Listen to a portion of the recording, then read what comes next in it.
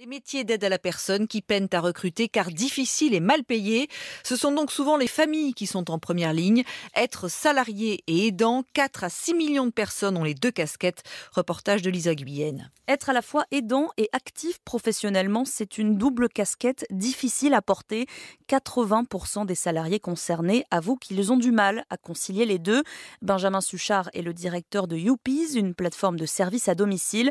Il veut inciter les entreprises à prendre en compte ce statut. Il n'y a que 15% des entreprises qui font de la question des salariés aidants un thème majeur de leur réflexion. Un thème dont on a encore du mal à parler sur son lieu de travail, selon lui. C'est aujourd'hui plus tabou de dire, lorsqu'on est salarié, qu'on a un parent dépendant que lorsqu'on est jeune parent. Et donc, il est important aussi de former les managers à accepter de parler de ce sujet qui a un vrai impact sur la productivité de l'entreprise. Car aujourd'hui, 3/4 des salariés aidants disent être moins concentrés, moins efficaces au bureau.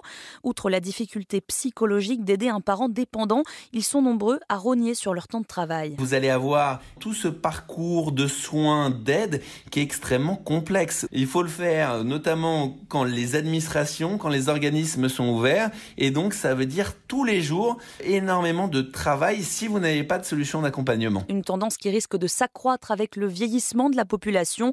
En 2030, les aidants devraient représenter 1/4 des actifs.